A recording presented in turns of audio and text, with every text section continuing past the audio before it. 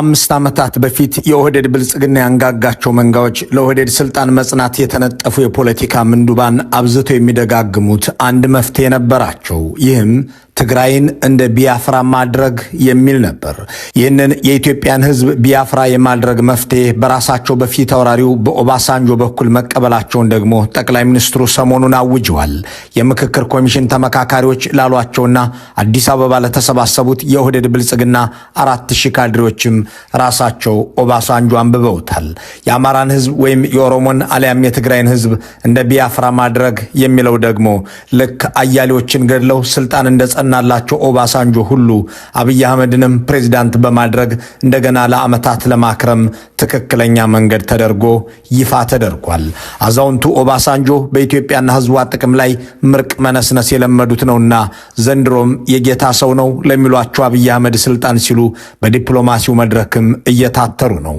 በአፍሪካ ህብረት ኮሚሽን ውስጥ ላሉት ኃላፊዎች ያቀረቡትን ሰሞነኛ ሪፖርት በዝርዝር ከመመልከታችን በፊት ስለ ቢያፍራ የሚያነሱትን ሰሞኑን አብይ አህመድ ኦባሳንጆን በቢሮአቸው አነጋግረው እንደነበርና ናይጄሪያዊ አዛውንትም ለአብይ አህመድ ስለ ቢያፍራ እንደሚያማክሯቸው በፌስቡካቸው ላይ ጽፏል።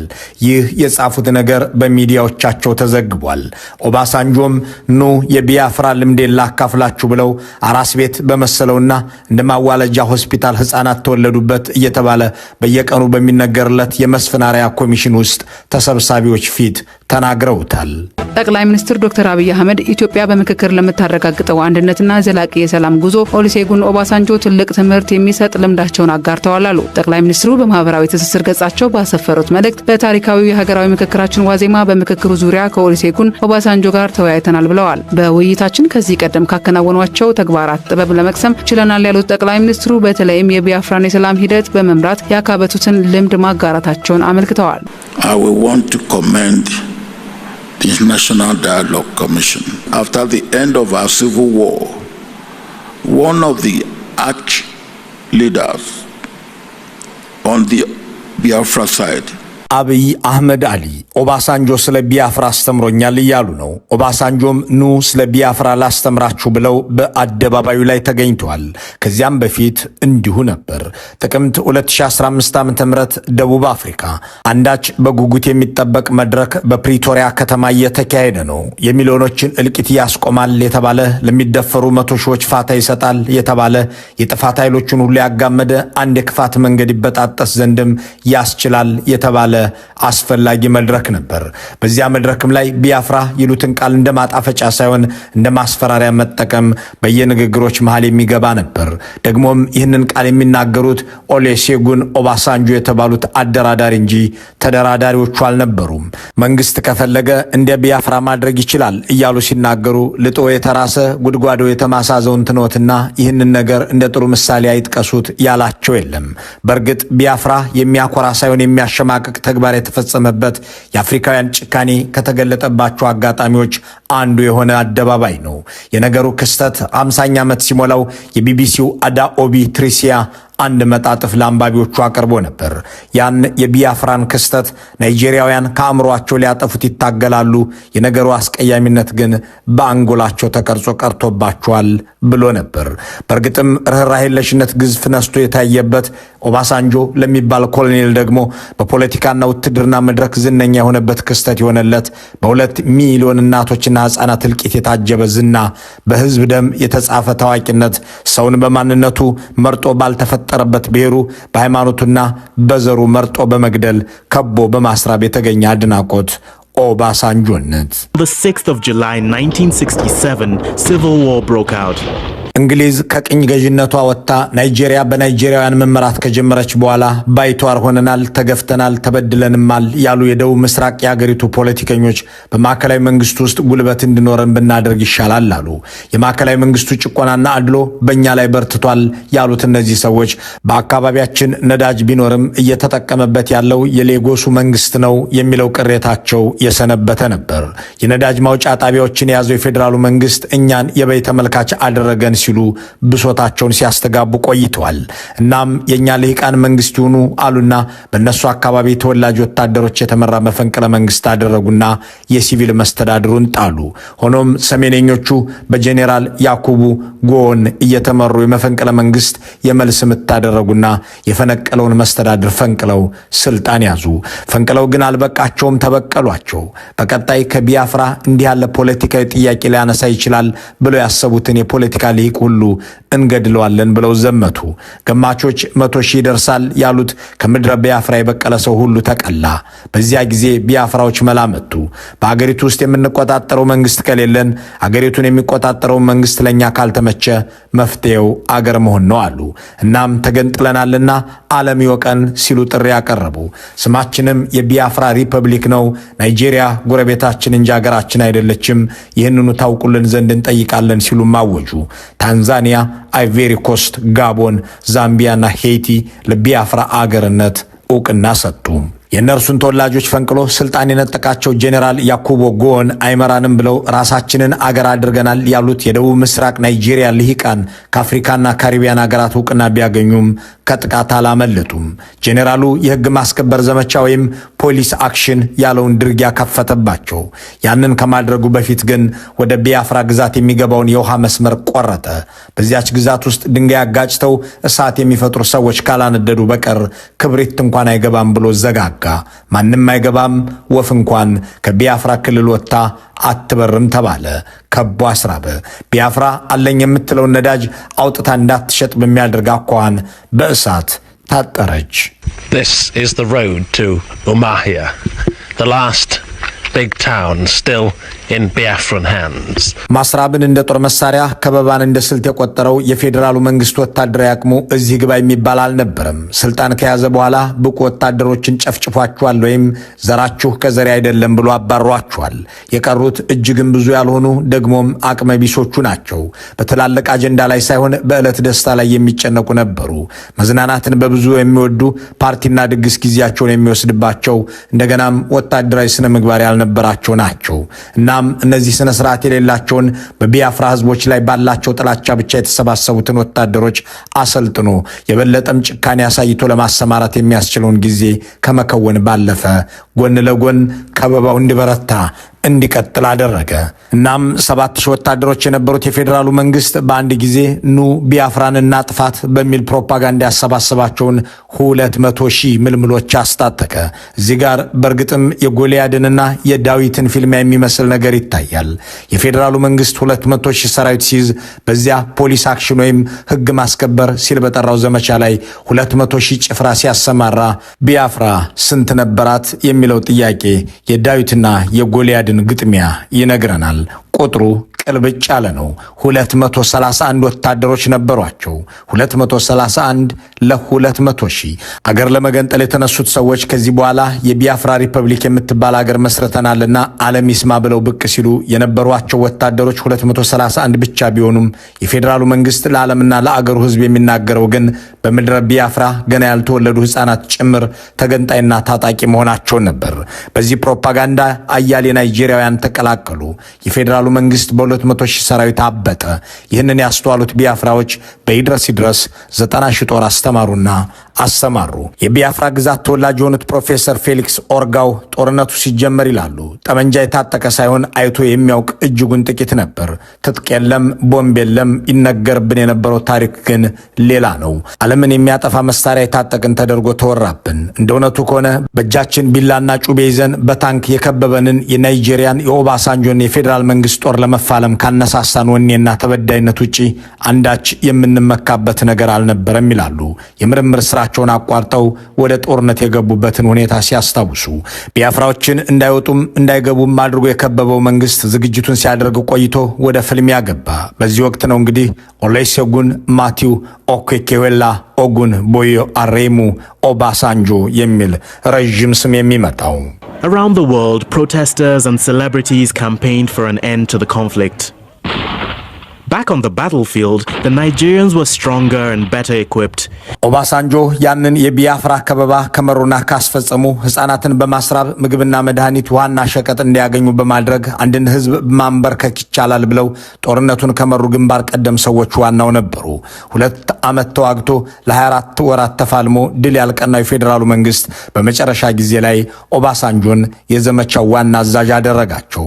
ያንን 200 ሺህ የሚጠጋ ሰራዊት እያዘዙ አያሌ ክፍለ ጦሮችን እያንጋጉ በቢያፍራ ህዝብ ላይ እንዲዘምቱ ከአለቆቻቸው መመሪያ የተቀበሉት ኦባሳንጆ አብዛኛው ክርስቲያን በሆነው የግዛቲቱ ነዋሪ ላይ ቃታ እንዲሳብ ካልጠፋ ቀን የገና ዕለትን መረጡ።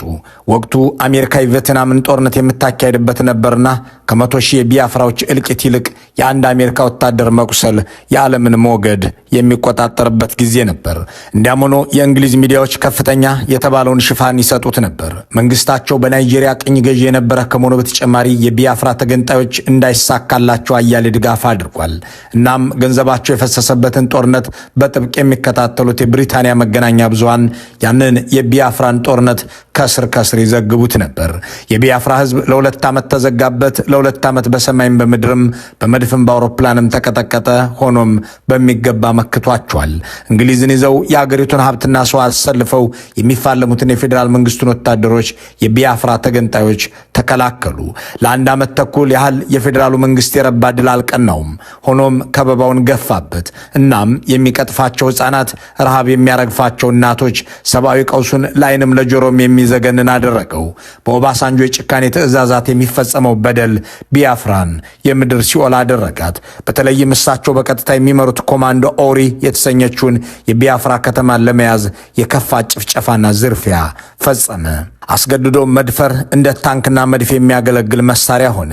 ያንን ህዝብ ተስፋ ለማስቆረጥ ይጠቅማል የተባለ ሁሉም አይነት ጥፋት ተፈጸመ። በመጨረሻም ቢያፍራ በነ ኦባሳንጆ ጦር ቁጥጥር ስር ዋለች። መሪዎቹም ከፊሎቹ ሸሹ፣ የተቀሩትም በቁጥጥር ስር ዋሉ። ለ2 ዓመት ተኩል የተፈጸመው ከበባና ድብደባ በናይጄሪያ አሸናፊነት ተጠናቀቀ። ድል ብቻ ሳይሆን ፍትህም የአሸናፊዎች ሆነች። በ2 ዓመቱ ከበባ 2 ሚሊዮን ሰው ሳይሞት አልቀረም ብለው የጻፉ ሰዎች ዛሬም ድረስ እየተነበቡ ናቸው። ያንን ከበባና ግድያ፣ አስገድዶ መድፈርና ማፈናቀል የፈጸሙት ኦባሳንጆም በናይጄሪያ ፕሬዝዳንት ለመሆን ሲነሱ ይህ ጥፋታቸው በሌሎች ጀግንነት ተብሎ የተወደሱበትና ለሹመት አበቃቸው። It's not right. It's not fair.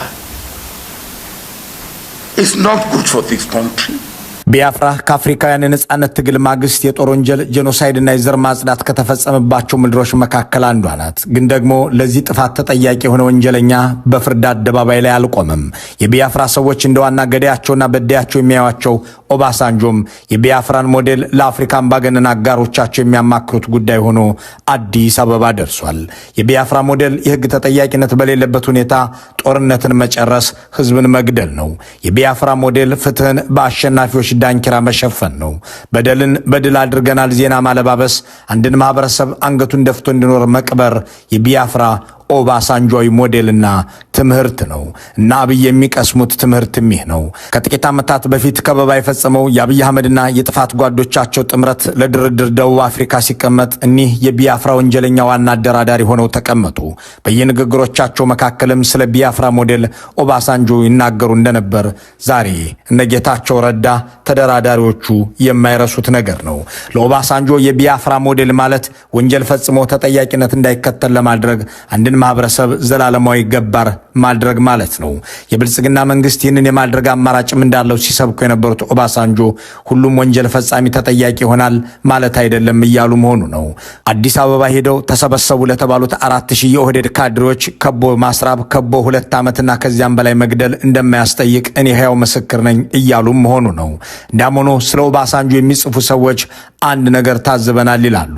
እኒህ ናይጄሪያ አዛውንት በአገራቸው በፈጸሙት ወንጀል ከመሸማቀቃቸው የተነሳ በግል ውይይቶች ወቅት ስለ ልጅነት ታሪካቸው፣ ስለ ቢያፍራ ጦርነትና ተያያዥ ጉዳዮች እንዲነሳባቸው አይፈልጉም። ነገሩ በሕግ ባይጠየቁም ከህሊና ተጠያቂነት አላመለጡበትም ነው ነገሩ። ኦባሳንጆ በሌላው የናይጄሪያ አካባቢ እንዳሻቸው የሚንቀሳቀሱ አዛውንት ቢሆኑም በቢያፍራ ምድር ግን ዝር አይሉም። በዚያ በእርሳቸው ትዕዛዝ የቆሰሉ ዛሬም ያላገገሙ ሰዎች አሉ። በዚያ በእርሳቸው ወታደሮች አካላቸውን የተነጠቁ ሰዎች ዛሬም በዊልቸር ላይ ናቸው። በዚያ የተሰበሩ ልቦች አልተጠገኑም። የጦር ወንጀለኞች ፍርድ አላገኙም። እናም ኦባሳንጆ ወደ ቢያፍራ ከመጓዝ ወደ ኢትዮጵያ መመላለስ እና አብይ አህመድን ማማከር፣ ባሌ ሄዶ እነ ሽመልስ አብዲሳን ማማከር ይቀላቸዋል። I've traveled widely in the world, in Asia, in Latin America, in Europe.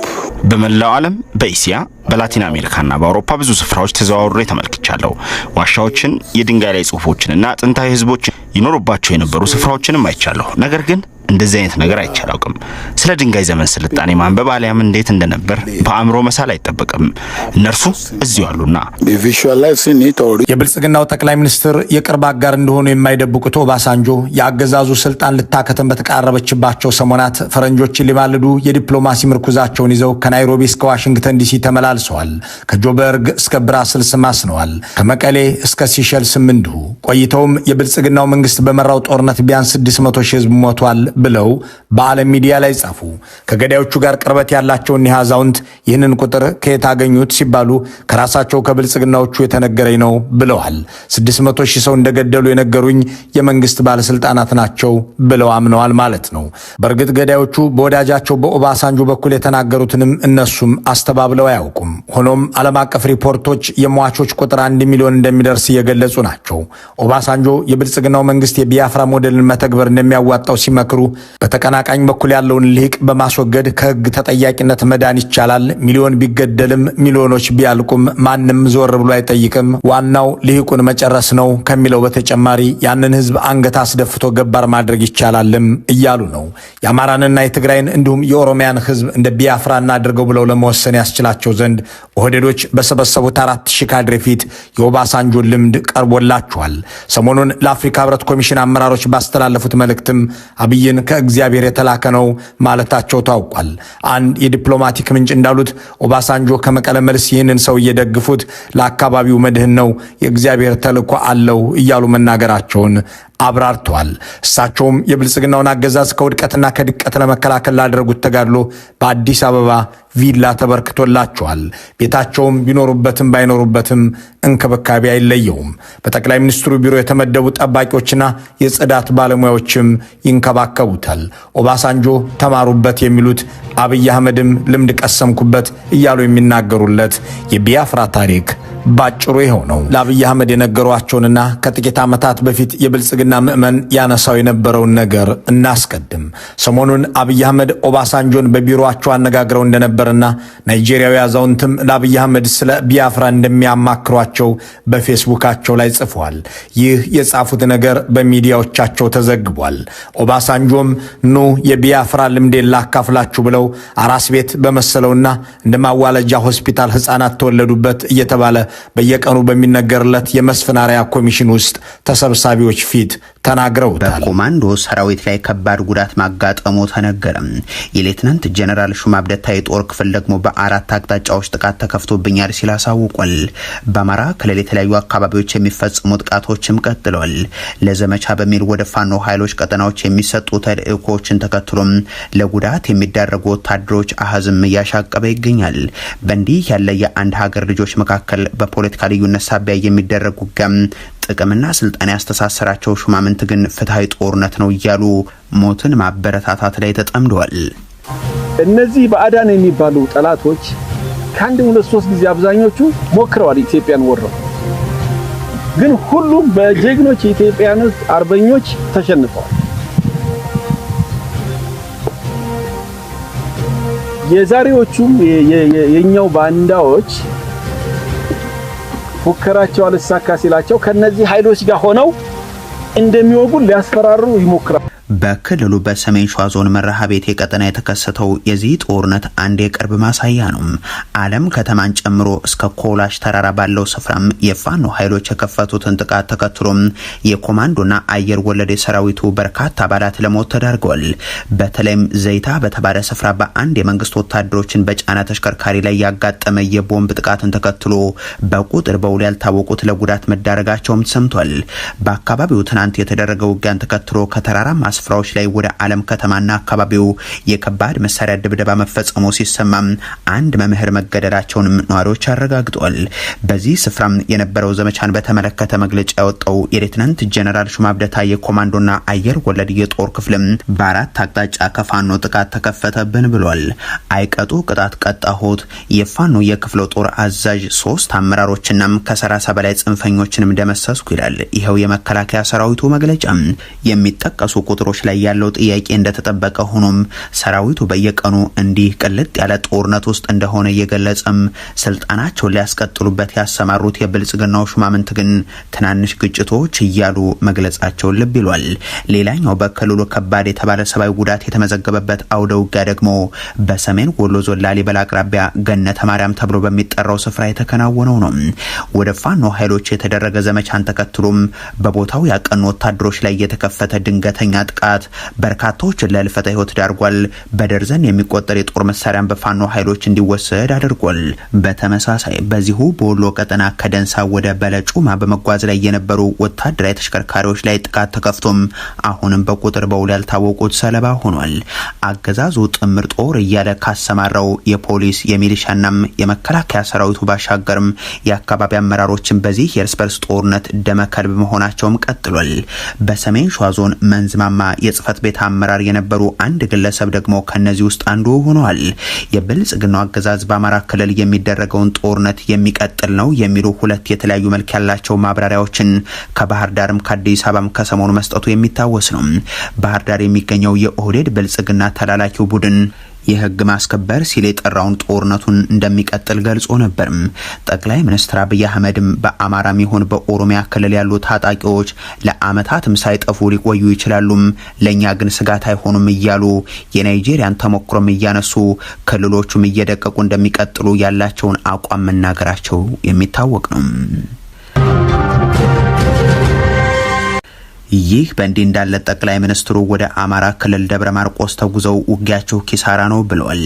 ጊዜ ለሚመልሰው ነገር እየተገዳደልን ነው ሲሉ አቅርበው የአባይ ሽፍቶች አስቸገሩንም ሲሉ ገልጸዋል። ወደ አማራ ክልል በተለይም ወደ ጎጃም የሚደረጉ ጉዞዎች ላይ አገዛዛቸውና የሚደግፋቸው ኃይሎች በሚፈጽሙት እገታ ሳቢያም በርካታዎች ተገድለዋል፣ አሊያም ቤተሰቦቻቸው ለልመና ተዳርገው ታጋጅ የቤተሰብ አባላትን ለማስለቀቅ ኢኮኖሚያዊ መስቀልቅል ውስጥ ገብተዋል። ዛሬም ድረስ በኦሮሚያ ክልል ሰሜን ሸዋ ዞን ወደ ጎጃም ብሎም ወደ ጎንደር በሚያሻግረው መንገድ እገታዎች መንግስታዊ ሽፋን ጭምር እየተሰጣቸው የቀጠሉም ናቸው። ለአመታት የልማት ጥያቄም ከቅርብ ጊዜ ወዲህ ደግሞ የብልጽግናው የእገታ ዘመን ጋር በተያዘም የህልውና ጥያቄ ሆኖ ይነሳ የነበረው የደብረ ማርቆስ ንጉስ ተክለ ሃይማኖት አውሮፕላን ማረፊያ መመረቁ ተነግሯል። ይህንን ምርቃት ለማከናወን በከፍተኛ ወታደራዊ ጥበቃ ወደ ከተማው ያቀኑት የብልጽግናው ፕሬዝዳንት ንግግራቸው መገዳደል፣ መዋጋት፣ ጦርነት ወዘተ የሚል ሆኗል። ጊዜ ለይመልሰው ጉዳይ፣ ትዕግስት ለይመልሰው ጉዳይ፣ ትብብር ለይመልሰው ጉዳይ መለያየት፣ መገዳደል አጋጉል ልምምድ ባህላችን እንዳይሆን ኢትዮጵያ ጥንታዊት ታሪክ ጠገብ ሰላሙንም ጦርነቱንም የምታቅ ሀገር ነች። አትመጣም ወይ ማርቆስ ከንጉስ ከተማ ቢያሻ በአውሮፕላን ቢያሻ በሎንችና ተብሎ የተገጠመላት ናት ያሉት አብይ ይሄው እኛ አውሮፕላኑን መለስንላችሁ እኮ እያሉ ሲናገሩም ተሰምቷል። እናንተ ግን ይህንን ሁሉ ሀብት ይዛችሁ መጋጨት መከፋፈል ነው ሲሉ የተናገሩት አብይ እጃችን እጅ ለሚሰጡ የተዘረጋ ነው ብለው እሳቸው የሰላም የሚሉትን ጥሪ አቅርበዋል። ጊዜ ለሚመልሰው ነገር አንገዳደል፣ ውጊያና ሞት ኪሳራ ነው ሲሉም ይገልጻሉ። የጎጃም አርሶ አደሮች ጥያቄም ስለምን ማሳችን ድረስ ሰራዊትና መድፍ ሞርታርና ድሮን ጥቁር ክላሽ ስላኩብን የሚል ነው። የብልጽግናው መሪ ግን አንገዳደል እያሉ ነገር ግን እየገደሉ ቀጥለዋል። ጠቅላይ ሚኒስትሩ ቀጥለውም አሁን ላይ አባይ አካባቢ መሽገው ሰዎችን የሚያሰቃዩ ሽፍቶች አሉብን፣ ከደብረ ማርቆስ ደጀን ድረስ ሰዎች እንደፈለጋቸው እንዳይንቀሳቀሱ የሚያደርጉ ሽፍቶችን ማስወጣት አለብን እያሉ ሲጠይቁም ተሰምቷል። በአባይ ሸለቆ አካባቢ አሊዶሮ አካባቢ የሸፈተውንና ወደ አዲስ አበባ አላሻግርም ያለውን ሽፍታ በጋራ ታግለን ማስወገድ ሲገባን ከዚህ ደጀን መሄድ እንዳንችል ተጨማሪ ሽፍቶች ማበራከታችን ተገቢ ጉዳይ አይመስለኝም። የትም ቦታ ያለውን ሽፍታ ተሰናስለን ተደማምረን በማስወገድ የህዝባችንን ሰላምና ልማት ማረጋገጥ ሲኖርብን ጭራሽ ወደ ቀያችን ወደ ሰፈራችን ወደ ከተማዋ በማቅኛቸው ዋዜማ በደብረ ማርቆስ ዙሪያ ከተመዘገበ የተኩስ ልውውጥ በኋላ ለሌላ ምርቃት የተገኙት አብይ አህመድ ከጥቂት ዓመታት በፊት በዚች ከተማ የተገኙት ያቶ ወርቁ አይተነው የዘይት ፋብሪካ ሊመርቁ ነበር። በወቅቱም ባለ ሀብቱን የስድስተኛ ክፍል ተማሪ እያሉም እያናናቁ ያቀረቡት አብይ አህመድ በኋላም የተመረቀውን ፋብሪካም ጦርነት ከፍተው ወታደሮቻቸውን ማዝምተው እንዲዘጋ ማድረጋቸው የሚታወቅ ነው። አቶ ወርቁ አይተነው የስድስተኛ ክፍል ተማሪ ነው።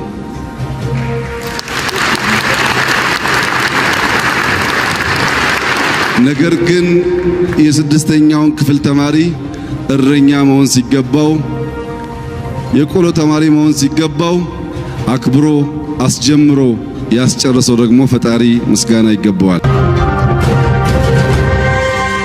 አብይ አህመድ የቀረውን ለመጨረስ በትግራይ ላይ ጦርነት ለመክፈት ሁለንተናዊ ዝግጅት አድርጓል አለ የደብረ ጽዮን ገብረ ሚካኤል አስተዳደር።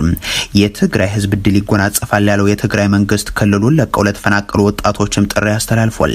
ጠቅላይ ሚኒስትር አብይ አህመድን የቀደሙ በትግራይ ላይ ጥፋትን ያወጁ ስርዓቶች አስቀጣይ በሚል የገለጸው የክልሉ መንግስት መግለጫ በተለየ ሁኔታ የትግራይ ህዝብን ለማጥፋት ተቆጥሮ የማያልቅ ጭፍጨፋና እልቂት አድርሰዋል ሲልም አንስቷል። እኛም ክብርና ማንነታችን አይረክስም፣ ዘራችንም አይጠፋም፣ ግዛታችንም አይሸራረፍም በማለት መስዋዕትነትን ከፍለናል የሚለው ማብራሪያው በዚህም ሳቢያ የጠላቶችን ኃይሎች ከትግራይ ጠራርጎ ማስወጣት ብቻ ሳይሆን የብልጽግናው ስርዓት የፕሪቶሪያው የሰላም ስምምነትን ተገዶ እንዲፈ በህዝባችን ትግል ማድረግ ተችሏል ሲልም ይገልጻል። ነገር ግን ይህ ስምምነት መሬት ላይ ሊተገበር ባለመቻሉም ያፈራረሙ አካላትም ቢሆኑ በተጠበቀው መልኩ ኃላፊነታቸውን መወጣት ባለመቻላቸው ከብዙ ትግስትና ተማጽኖ በኋላ ስምምነቱ መፍረሱን በመገንዘብ በህዝብ የተመረጠው መንግስት ወደ ቦታው እንዲመለስ ተደርጓል እያለም ይቀጥላል። የብልጽግናው ዘረፈጅ ስርዓት የፕሪቶሪያውን የሰላም ስምምነት ከማፍረሱ ጎን ለጎን ትግራይን በሁሉም ዘርፍ በመዝጋት ህዝቡን በበርካታ ችግሮች እንዲያልፍ በማድረግ አስነዋሪ ተግባርን እየፈጸመ ነው የሚለው የደብረ ጽዮን ገብረ ሚካኤል አስተዳደር መግለጫም ጀምሮ ያላጠናቀቀውን ዘር ማጥፋቱን ለመፈጸም የሚያስችለውን ጦርነት ለማከናወን ሁሉንም አይነት ዝግጅት በማጠናቀቅ በፖለቲካዊና ወታደራዊ መሪዎች እንደዚሁም ቅጥረኞች አማካኝነት በትግራይ ላይ ሰፊ የጥላቻ ፕሮፓጋንዳን በመንዛትና በማሰራጨት ላይ ይገኛልን ብሏል። በዚህ ወቅት ከቃላት ዛቻዎች ተሻግሮም ወደ ድሮን ጥቃቶች፣ የሰራዊት ማስጠጋትና ትንኮሳዎች የተሸጋገሩ ሁኔታዎች እየተስተዋሉ ይገኛሉ። ስለሆነም እኛም እጅና እግራችንን አጣጥፈን ጥፋትና እልቂትን አንጠብቅም። ለዚህም በአንድ በኩል ለሰላም በሌላ በኩል ደግሞ የሚመጣን አደጋ ለመመከት ሁሉንም አቅሞቻችንን ማጠናከር ግዴታችን ሆኗልን ባይ ነው። የብልጽግናው ስርዓት በትግራይ ላይ የሞከራቸው ተደጋጋሚ አጀንዳዎች ሳይሳኩ ሲቀሩ የክልሉ መንግስት ተላላኪ ባላቸው የቀድሞ አመራሮች አማካኝነትም ስም የማጥፋትና ሐሰተኛ ፕሮፓጋንዳን የማሰራጨት ተግባር ላይ ተጠምዷል ብሎም በዚህም የትግራይ ወጣት ተታሎ ከክልሉ እንዲወጣ ሌት ተቀን እየተሰራ ይገኛል በማለትም ክሱን አቅርቧል። በመግለጫው እነዚህን ወጣቶች ተጋሩን እንደ ዘር ከሚጠላ ስርዓት እሳትና ሰይፍ እንደማያመልጡ ሊያውቁት ይገባል በሚል ያነሳና ክብር ከራስ ህዝብ ጋር መሆኑን በመገንዘብ ደጋግመው እንዲያስቡበትና ወደ ቤታቸው እንዲመለሱ የሚል ጥሪም አስከትሏል። የትግራይ ወጣቶች ብልጽግና እያካሄደ ካለው የአፈሳስ ስርዓት የተጋሩን ክብርና ሞራል የሚያንቋሽሹና ለጤና ችግር ከሚያጋልጡ ተግባራት ራሳቸውን ማዳን አለባቸው በሚልም ያነሳል። አሁንም በተደጋጋሚ እንዳልነው ምርጫችን ሰላማዊ መንገድን ላደረገ ሁሉ በራችን ክፍት ነው ሲልም አንስቶ በሰላማዊ ንግግርና ድርድር የሚፈታ ችግር እንጂም በውሸት ፕሮፓጋንዳ የሚደናቀፍ የትግራይ ህዝብ ትግል የለም። ከዛ ውጭ የህዝባችን ትግል ድልን እንደሚጎናጸፍ አንጠራጠርም። ለዚህ ደግሞ በርካታ ምክንያቶች አሉ። እናም ድሉ አይቀሬ ነው ሲልም በመግለጫው አብራርቷል። ኢሳያስ አፈወርቂ በሳዋ ሌላ ዙር ሰራዊታቸውን አስመርቋል። ለሀገራቸው ሰላም የሰለጠናቸው ኃይሎች ናቸው ሲሉም ተናግሯል። ሻቢያና ብልጽግና ዋነኛ ተግባራቸውን ሰራዊትን ማሰልጠን፣ ማስመረቅ ከዛም ማዋጋት ካደረጉ ዓመታት አልፏል። ሻቢያ ለዘመናት እያካሄደ ያለውን የግዳጅ ወታደራዊ ጭቆናና ሽሽት ከትንሹ ሀገር በርካታ ዜጎች በተለያዩ የዓለም ሀገራት እንዲሰደዱም ተገደዋል። ባለፉት ዓመታትም ይህንን የኤርትራ ታሪክ የብልጽግናው ስርዓትም የኢትዮጵያ አድርጎት በርካቶች በተመሳሳይ መንገድ ላይ ናቸው። የሆኖ ሆኖ በመሰል ፉክክር ውስጥ የሚገኙት ፕሬዝዳንት ኢሳያስ አፈወርቂም የ38ኛ ዙር ወታደሮቻቸውን ሳዋ ላይ ተገኝተው አስመርቀዋል። ከ6 የተለያዩ የኤርትራ ክፍሎች የተመለመሉ ናቸው የተባሉት የኤርትራ ወጣቶችም ለተግባር ተዘጋጁ ያሏቸው ሲሆን እነዚህን ወጣቶችን ቃለ መሐላ አስፈጽመዋቸዋል። ለሀገራችሁ ሰላምና ብልጽግና የሰለጠናችሁ ናችሁ በሚልም ገልጸውላቸዋል። ኢሳያስ ፕሬዝዳንቱ ከነዚህ ወጣቶች በፊት የነበሩ ተመራቂዎችንም የኤርትራ ህዝብ ለነጻነቱ ባደረገው የ50 ዓመታት ትግል በመብቱ ላይ ያለውን ጽኑ አቋም፣ ቁርጠኝነት፣ ጀግንነት፣ ጽናት፣ ታታሪነትና ሞራል ያስመሰከረ ነው ብለው ያሁኑ ቀጣይ ትኩረታችን ደግሞ የኤርትራ ሀገራዊ ክብርን ማስቀጠል የሚችሉ አደራ ተረካቢ ትውልዶችን ማፍራት ነው በሚል መናገራቸው የሚዘነጋ አይሆንም። ለረጅም ጊዜ ተግባራዊ ሲደረግ የቆየው የኤርትራ ብሔራዊ አገልግሎት የጊዜ ገደብ የሌለው ከመሆኑም በላይ በቂ ክፍያም ስለሌለው በርካታ ወጣቶች የረፍት ጊዜም እየጠየቁም የጉልበት ስራን እንደሚሰሩና ወላጆቻቸውን እንደሚደግፉም ቤተሰቦቻቸውን ለማስተዳደርም የሚገደዱበት ሁኔታም እንዳለ ሲገለጽ ቆይቷል። ኤርትራ ነጻ ከወጣች በኋላ ዜጎቿ ለዓመታት በሚቆይ የብሔራዊ ውትድርና አገልግሎት ውስጥ የመሳተፍ ግዴታም ያለባቸው ወጣቶች ሀገርም ነች። ይህን ሽሽትም በርካቶች ሀገራቸውን ጥሎ ለመሰደድ እየተዳረጉ ስለመሆኑ የሚታወቅ ነው። ኢራን በድጋሚ የሆርሙዝ ወሽመጥን ዘጋች። አሜሪካ ደግሞ ቴህራን ላይ አዲስ ዙር ጥቃትን ከፍታለች። የአሜሪካው ፕሬዝዳንት ዶናልድ ትራምፕ እኔን ከገደላችሁኝ ኢራንን ሙሉ በሙሉ የሚያጠፋ ጥቃት ለ1 ዓመት እንዲፈጸም ትዕዛዝ ተሰጥቷል ብለዋል። የኢራኑ ጠቅላይ መሪ ሞጅተባ ኾሜኒ ደግሞ እኛ ብንኖርም ባንኖርም መበቀላችን ግን አይቀርም ሲሉ ተናግሯል። ኢራን በሆርሙዝ ወሽመጥ የሚያልፉ መርከቦችን መምታቷን ተከትሎም አሜሪካ ቴህራን ላይ አዲስ ዙር ጥቃትን ከፍታለች። የኢራን እስላማዊ አብዮታዊ ዘብ ቀጣይ መግለጫ እስከሚሰጥ ድረስ ወሳኙ የባህር መተላለፊያ ሆርሙዝ ተዘግቶ እንደሚቆይ አሳውቋል። ለአሜሪካ ጥቃትም ከባድ ምላሽ እንደሚሰጥ መገለጹን የሀገሪቱ የመገናኛ ብዙሃን ዘግቧል። አብዮታዊ ዘቡ ዋሽንግተን ጥቃት በፈጸመች በሰዓታት ልዩነት በዮርዳኖስ የሚገኝ የአሜሪካ የጦር ሰፈር መምታቱንም ገልጿል። የተባበሩት አረብ ኤሚሬቶች፣ ኳታር፣ ኩዌትና ባህሬን በበኩላቸው ከኢራን ለተተኮሱባቸው ሚሳኤሎችና ድሮኖች ምላሽ እየሰጡ ስለመሆኑ ይፋ አድርገዋል። ጋብ ብሎ የነበረው የሁለቱ ሀገራት ጦርነት በድጋሚ የተቀሰቀሰው በዚህ ሳምንት መጀመሪያም በ3 ነዳጅ ጫኝ የንግድ መርከቦች ላይ ጥቃት ከደረሰ በኋላ ነው። ለዚህ ጥቃት ምላሽ የሰጠችው አሜሪካ ኢራንን ከደበደበች በኋላ የጥቃት ልውውጡ አገርሽቷል። የአሜሪካ ማዕከላዊ እዝ ባወጣው መግለጫም በዚህ ሳምንት 3ኛ ዙር ጥቃት የከፈተው የኢራን አብዮታዊ ዘብ የቆጵሮስ ሰንደቅ ዓላማን እያውለበለበ በሆርሙዝ ወሽመጥ ይጓዝ የነበረ መርከብን በግልጽ ስላጠቃ እንደሆነ ገልጿል። የሆነው ሆኖ አሁን ኢራን የሆርሙዝ ወሽመጥ መዘጋቱን ይፋ አድርጋለች። ዘገባዎች እንደሚያስረዱት ከሆነ መተላለፊያው የተዘጋው የኢራን ጦር ያልተፈቀደ ባለው መስመር ለመጓዝ በሞከረ መርከብ ላይ ክሩዝ ሚሳኤልን ካስወነጨፈ በኋላ ነው። እንደ አብዮታዊ ዘቡ ገለጻ ከሆነ መርከቡ የተሰጡትን ትዕዛዞች በተደጋጋሚ ችላ በማለቱም በማስጠንቀቂያ ተኩስ እንዲመታና እንዲቆም ተደርጓል። ሆርሙዝ በመዘጋቱ ምክንያት ለሚፈጸም ማንኛውም የአሜሪካ ጥቃት የሚሰጠው ምላሽ ከባድ እንደሚሆንና በቀጠናው የሚገኙ አዲስ የጦር ሰፈሮች ኢላማ እንደሚደረጉም አስጠንቅቆ ነበር። ይህ በእንዲህ እንዳለ የኢራን ጠቅላይ መሪ ሞጅተባ ኾሜኒ ባስተላለፉት መልእክታቸው አባታቸው ላይ ለተፈጸመው ግድያ የበቀል እርምጃ መወሰድ እንዳለበት አሳስቧል። የቀድሞ ጠቅላይ መሪ አያቶላህ አሊ ኾሜኒ አሜሪካና እስራኤል በኢራን ላይ ጦርነት በከፈቱበት የመጀመሪያው ቀን መገደላቸው ይታወቃል። የአባታቸው የቀብር ስነ ስርዓት ላይ ለተገኙ ሰዎች ምስጋና ያቀረቡት ሞጅተባ ኾሜኒ ንጹህ ደምን ለመበቀል ቃል እንገባለን ብሏል። ወንጀለኛና የተዋረዱ ገዳዮች በከፈቷቸው 2 ጦርነቶች ለተገደሉ ሰማዕታትም የበቀል እርምጃ ይኖራል ሲሉ አክሏል። አዲሱ ጠቅላይ መሪ ይህ የበቀል እርምጃ የሀገራችን ፍላጎት ነው፣ እንደምንፈጽመውም ጥርጥር የለም ብለዋል። እኛ ብንኖርም ባንኖርም ይህ በቀላችን ግን አይቀሬ ነው ሲሉ በማከል ከሰሞኑ አንዳንድ የመገናኛ ብዙሃን ባወጡት ሪፖርት ኢራን ዶናልድ ትራምፕን ለመግደል እያሴረች ነው በሚል መግለጻቸው የሚታወስ ነው። የአሜሪካው ፕሬዝዳንት ዶናልድ ትራምፕም 1000 ሚሳኤሎች ተቀባብለው በኢራን እስላማዊ ሪፐብሊክ ላይ ተደግነዋል ሲሉ ዝተዋል። ኢራን ልትገድላቸው እንደዛተች የገለጹት ትራምፕ ይህ ከሆነ ኢራንን ሙሉ በሙሉ የሚያጠፋ ጥቃት ለ1 ዓመት እንዲፈጸም ትዕዛዝ መሰጠቱን የአሜሪካ ጦርም ዝግጁ መሆኑን አሳወቁ። ወጣም ወረደም አሁን መቀሌ በ40 ኪሎ ሜትሮች ርቀት በአራቱም አቅጣጫ በመከላከያ ሰራዊቱ ራዳር ቁጥጥር ስር ትገኛለችም። የመቀሌ መጨረሻ እንደ ናይጄሪያዋ ቢያፍራ ሆኗል። ጠቅላይ ሚኒስትር ዶክተር አብይ አህመድ ኢትዮጵያ በምክክር ለምታረጋግጠው አንድነትና ዘላቂ የሰላም ጉዞ ኦሉሴጉን ኦባሳንጆ ትልቅ ትምህርት የሚሰጥ ልምዳቸውን አጋርተዋል አሉ። ጠቅላይ ሚኒስትሩ በማህበራዊ ትስስር ገጻቸው ባሰፈሩት መልእክት በታሪካዊ የሀገራዊ ምክክራችን ዋዜማ በምክክሩ ዙሪያ ከኦሉሴጉን ኦባሳንጆ ጋር ተወያይተናል ብለዋል። በውይይታችን ከዚህ ቀደም ካከናወኗቸው ተግባራት ጥበብ ለመቅሰም ችለናል ያሉት ጠቅላይ ሚኒስትሩ በተለይም የቢያፍራን የሰላም ሂደት በመምራት ያካበቱትን ልምድ ማጋራታቸውን አመልክተዋል። I will want to commend the International Dialogue Commission. After the end of our civil war, one of the arch leaders on the Biafra side, አብይ አህመድ አሊ ኦባሳንጆ ስለ ቢያፍራ አስተምሮኛል እያሉ ነው። ኦባሳንጆም ኑ ስለ ቢያፍራ ላስተምራችሁ ብለው በአደባባዩ ላይ ተገኝተዋል። ከዚያም በፊት እንዲሁ ነበር።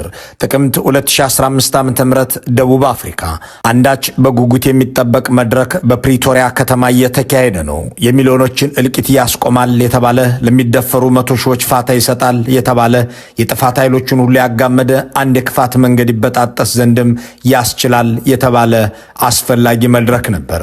በዚያ መድረክም ላይ ቢያፍራ ይሉትን ቃል እንደ ማጣፈጫ ሳይሆን እንደ ማስፈራሪያ መጠቀም በየንግግሮች መሃል የሚገባ ነበር።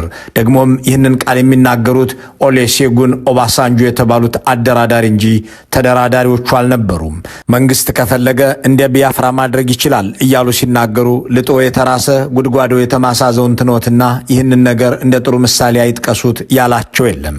በእርግጥ ቢያፍራ የሚያኮራ ሳይሆን የሚያሸማቅቅ ተግባር የተፈጸመበት የአፍሪካውያን ጭካኔ ከተገለጠባቸው አጋጣሚዎች አንዱ የሆነ አደባባይ ነው። የነገሩ ክስተት 50ኛ ዓመት ሲሞላው የቢቢሲው አዳኦቢ ትሪሲያ አንድ መጣጥፍ ለአንባቢዎቹ አቅርቦ ነበር። ያን የቢያፍራን ክስተት ናይጄሪያውያን ከአእምሯቸው ሊያጠፉት ይታገላሉ፣ የነገሩ አስቀያሚነት ግን በአንጎላቸው ተቀርጾ ቀርቶባቸዋል ብሎ ነበር። በእርግጥም ርኅራኄ የለሽነት ግዝፍ ነስቶ የታየበት ኦባሳንጆ ለሚባል ኮሎኔል ደግሞ በፖለቲካና ውትድርና መድረክ ዝነኛ የሆነበት ክስተት የሆነለት በ2 ሚሊዮን እናቶችና ሕፃናት እልቂት የታጀበ ዝና፣ በህዝብ ደም የተጻፈ ታዋቂነት፣ ሰውን በማንነቱ መርጦ ባልተፈጠረበት ብሔሩ በሃይማኖቱና በዘሩ መርጦ በመግደል ከቦ በማስራብ የተገኘ አድናቆት ኦባሳንጆነት። On the 6th of July 1967, civil war broke out. እንግሊዝ ከቅኝ ገዥነቷ ወጥታ ናይጄሪያ በናይጄሪያውያን መመራት ከጀመረች በኋላ ባይቷር ሆነናል፣ ተገፍተናል፣ ተበድለንማል ያሉ የደቡብ ምስራቅ የአገሪቱ ፖለቲከኞች በማዕከላዊ መንግስቱ ውስጥ ጉልበት እንዲኖረን ብናደርግ ይሻላል አሉ። የማዕከላዊ መንግስቱ ጭቆናና አድሎ በእኛ ላይ በርትቷል ያሉት እነዚህ ሰዎች በአካባቢያችን ነዳጅ ቢኖርም እየተጠቀመበት ያለው የሌጎሱ መንግስት ነው የሚለው ቅሬታቸው የሰነበተ ነበር። የነዳጅ ማውጫ ጣቢያዎችን የያዘው የፌዴራሉ መንግስት እኛን የበይ ተመልካች አደረገን ሲሉ ብሶታቸውን ሲያስተጋቡ ቆይተዋል። እናም የኛ ልሂቃን መንግስት ይሁኑ አሉና በእነሱ አካባቢ ተወላጅ ወታደሮች የተመራ መፈንቅለ መንግስት አደረጉና የሲቪል መስተዳድሩን ጣሉ። ሆኖም ሰሜነኞቹ በጄኔራል ያኩቡ ጎን እየተመሩ የመፈንቅለ መንግስት የመልስ ምት አደረጉና የፈነቀለውን መስተዳድር ፈንቅለው ስልጣን ያዙ። ፈንቅለው ግን አልበቃቸውም፣ ተበቀሏቸው። በቀጣይ ከቢያፍራ እንዲህ ያለ ፖለቲካዊ ጥያቄ ሊያነሳ ይችላል ብለው ያሰቡትን የፖለቲካ ሊቅ ሁሉ እንገድለዋለን ብለው ዘመቱ። ገማቾች 100,000 ይደርሳል ያሉት ከምድረ ቢያፍራ የበቀለ ሰው ሁሉ ተቀላ። በዚያ ጊዜ ቢያፍራዎች መላመቱ። በአገሪቱ ውስጥ የምንቆጣጠረው መንግስት ከሌለን አገሪቱን የሚቆጣጠረው መንግስት ለኛ ካልተመቸ መፍትሄው አገር መሆን ነው አሉ። እናም ተገንጥለናልና ዓለም ይወቀን ሲሉ ጥሪ ያቀረቡ። ስማችንም የቢያፍራ ሪፐብሊክ ነው፣ ናይጄሪያ ጎረቤታችን እንጂ አገራችን አይደለችም፣ ይህንኑ ታውቁልን ዘንድ እንጠይቃለን ሲሉ ማወጁ። ታንዛኒያ፣ አይቬሪ ኮስት፣ ጋቦን፣ ዛምቢያና ሄይቲ ለቢያፍራ አገርነት ዕውቅና ሰጡ። የእነርሱን ተወላጆች ፈንቅሎ ስልጣን የነጠቃቸው ጄኔራል ያኩቦ ጎን አይመራንም ብለው ራሳችንን አገር አድርገናል ያሉት የደቡብ ምስራቅ ናይጄሪያ ልሂቃን ከአፍሪካና ካሪቢያን አገራት ዕውቅና ቢያገኙ ከጥቃት አላመለጡም ተነገረም። የሌትናንት ጀነራል ሹማ አብደታ የጦር ክፍል ደግሞ በ4 አቅጣጫ ጥቃት ተከፍቶብኛል ሲል አሳውቋል። በአማራ ክልል በተለያዩ አካባቢዎች የሚደረጉ ውጊያዎች ቀጥለዋል። ዝርዝሩ ተዘጋጅቷል። ይህ በእንዲህ እንዳለ ጠቅላይ ሚኒስትር አብይ አህመድ ወደ አማራ ክልል ደብረ ማርቆስ ተጉዘው ውጊያቸው ኪሳራ ነው ብለዋል። የአባይ ሽፍቶች አስቸገሩን ያሉት አብይ አህመድ ጊዜ ለሚመልሰው ነገር እየተገዳደልን ነው ሲሉም ተናግረዋል። ይህንንም ይዘናል። ኢሳያስ አፈወርቂ በሳዋ ሌላ ዙር ሰራዊታቸውን አስመርቋል። ለሀገራችሁ ሰላም የሰለጠናችሁ ኃይሎች ናቸው ሲሉም በቦታው ተናግረዋል። ታደምጡታላችሁ። አብይ አህመድ የቀረውን ለመጨረስ በትግራይ ህዝብ ላይ ጦርነት ለመክፈት ሁለንተናዊ ዝግጅት አድርጓል አለ የደብረጽዮን ገብረ ሚካኤል አስተዳደር። የትግራይ ህዝብ ድል ይጎናጸፋል ያለው የትግራይ መንግስት ክልሉን ለቀው ለተፈናቀሉ ወጣቶችም ጥሪን አስተላልፏል። ታደምጡታላችሁ። ኢራን በድጋሚ ሆርሙዝ ወሽመጥን ዘጋች። አሜሪካ ደግሞ ቴህራን ላይ አዲስ ዙር ጥቃትን ከፍታለች። የኢራኑ ጠቅላይ መሪ ሞጅተባ ኾሜኒም እኛ ባንኖርም እንበቀላቸዋለን ሲሉ ዝተዋል። የአሜሪካው ፕሬዝዳንት ዶናልድ ትራምፕ በበኩላቸው ከገደላችሁኝ 1000 ሚሳኤሎች ተቀባብለው ይጠብቋቸዋል፣ ኢራንም ሙሉ በሙሉ እንድትጠፋ ትዕዛዝ ተሰጥቷል ብለዋል። ያለ እረፍት በመትጋት እየተወጡ ላሉት ድንቅ የአመራር ሚና ከመቀመጫችን ተነስተን በጭብጨባ እውቅና እንድንሰጣቸው ጠይቃለሁ። ይህ የጆሴፍ ስታሊንን ዘመን የሚያስንቅ ጭብጨባ ቀድመህ ካቆምህ እጅ ይቆረጣል የተባሉ የሚመስሉ ሰዎች ከመቀመጫቸው ተነስተው የሚያደርጉት አጀብ ሚሊዮኖችን ለመግደል ቢሊዮኖችን ለማውደም ሰዎችን ለድህነትና ለስደት ዳርገዋል እየተባለ በዓለም አቀፍ ተቋማትና መገናኛ ብዙሃን የሚነገርላቸውን ጠቅላይ ሚኒስትር ለማመስገን ነው። ጠቅላይ ሚኒስትሩም በግላቸው አመሰግናለሁ እያሉ በተመስጦ በጭብጨባው ይደሰታሉ። 5 ዓመት ሙሉ እርሶን የመሰለ መሪ የለም እያለ ያወድስ የነበረው ስብስብ ሌላ አሞጋሽና አወዳሽ አዳራሹን ለቆ ከመውጣቱ በፊት ለአለቃው እንዲህ አጨብጭቧል። እንዳም ሆኖ ፓርላማው ቢያንስ 3 ሰዎች አገር ጥለው የሸሹበት እንደ ክርስቲያን ታደለ ያሉ አባላቱን እንደ ቄራ ከብት እየጎተቱና እየደበደቡ ተወስደው እንዲታሰሩ ያደረገበት የመወድሰ አብይ ማዕከል እንጂ የፖለቲካና የህዝብ ጥያቄ መሟገቻ ላይም የሐሳብ ፍጭት መድረክ ሆኖ አያውቅም። ለምን አገር መምራት አትችልም አልከኝ ብለው የዚሁኑ ፓርላማ አባላት ያሰሩት ጠቅላይ ሚኒስትር እርሶስ ምንም የማይወጣልዎት መሪ ኖት እያሉ ከሚያወድሷቸው ከእነዚሁ ሰዎች 5 ዓመት ሙሉ በየዓመቱ 3 ጊዜ ሁሌም ስለ ሰላም እጦት፣ ስለ ጦርነት፣ ስለ እገታና ግድያ ሲጠየቁ ያሳለፉበት ነው። በየትኛውም ቦታ የሚገኝን ሰው ለመግደልና ለማሰር የሚያስችልን አስቸኳይ ጊዜ አዋጅ ጭምር ሲያወጣ የነበረው ይኸው ስብስብ ጠቅላይ ሚኒስትሩ የሚወዱትን መወድስ ጣል እያደረገም በሰላምና ጸጥታ ጉዳይ መንግስት ምን እየሰራ ነው እያለ በአገሪቱ ውስጥ ስላለው ቀውስ ሳይጠይቅ የቀረበት ጊዜ የለም። ከአብይ አህመድ በፊት የነበሩት ጠቅላይ ሚኒስትሮች ለ5 ዓመት ሙሉ ለአንድ ምክር ቤት ዘመን በጠቅላላ ስለ ሰላም እጦትና መረጋጋት አለመኖር ተጠይቀው ያሳለፉበት ጊዜ የለም። በዛሬው ውሏቸውም ስለ ሰላም እጦት በተደጋጋሚ ተነስቶላቸዋል። ሐቀኛ ድርድር በማድረግ መፍታት እንደሚገባ ሲነሳላቸው እሳቸው የሰላም ችግሩን እንደለመዱት ከውጭ ላኪዎች የመጣ በማድረግ የህዝብ ጥያቄ የፈጠረው አለመሆኑንም ጠቅሰው መፍትሄው እነዚያኑ የመግደያ ተቋሞቻቸውን ማጠናከር መሆኑን በአንክሮ ገልጸዋል። ከዚያም በአጽንኦት የጸጥታ ተቋሞችን አጠናክር ያለው በማለት የስልጣን ዘበኞቻቸውን ማስፈራሪያ ያደርጋሉ። የጸጥታ ተቋማት ማጠናከር ከፍተኛ ለውጥ ነው ያለው። ሎ ኢንፎርስመንት ኤጀንሲስ መገመት ከሚቻል በላይ በቁጥር በብቃት በቴክኖሎጂ እያደጉ መጥተዋል። የጠቅላይ ሚኒስትሩ ንግግር እንደ ሁልጊዜው የአንድ ሰው አይመስልም። ወተት ነጭ ነው ባሉበት አንደበት ወተትማ ጥቀርሻ የመሰለ ጥቁር ነው ይላሉ። ስለ ሰላም ተደጋጋሚ ጥያቄ ሲቀርብባቸው የሰጡት ማብራሪያ ለዚህ አንዱ ማሳያ ነው። በአገሪቱ ውስጥ ሰላም ሰፍኗል ይሉና እንደገና ዜጎች በየቀያቸው እየታመሱ ነው ይላሉ። ሁለቱን ማዶ ለማዶ የሆኑና የተራራቁ ነጥቦች የሚናገሩት 5 ደቂቃ ያህል ልዩነት በሌለው ርቀት ውስጥ ነው እንደሚከተለው። የኢትዮጵያ ሰላም አንጻራዊ በሆነ መንገድ ተሻሽሏል። ዜጎች በገዛ ቀያቸው መንደራቸው በገዛ ልጆቻቸው እየታመሱ ይገኛሉ። እንዲህ ያለውን ሁለት አንደበት የሚናገሩት ጠቅላይ ሚኒስትሩ ትናንት ከትናንት ወዲያ የተናገሩትን ብቻ ሳይሆን ቅድም ያሉትን መድገም የሚያስችል አመክንዮና ስነ ልቦና መረጋጋት የላቸውምና ይቀጥላሉ። የደከመ ሰው ፉከራ ማብዛት ልማዱ ነው ብለው ይተርቱና እንደገና ራሳቸው ይፎክራሉ። ሻቢያ ወያኔና ሱዳን ተባብረው ደርግን ጥለዋል፣ እኔን ግን አይጥሉኝም ብለው ይዝታሉ። ትናንትና ሻቢያና ወያኔ ከሱዳን ጋር ተባብረው ደርግን ጥለዋል፣ አሁንም እንደዛ ተባብረን እንጥላለን የሚል ምኞት እንኳን ሻቢያና ወያኔና ሱዳን ሌላም ቢጨመር በኢትዮጵያ ሉዓላዊነት ቅንጣት ታክል ስጋት የለም። ቅንጣት ታክል። ኢትዮጵያውያን አባባል አላቸው። ውሃ ዝቅ ሲል ይሸታል፣ ሰው ደግሞ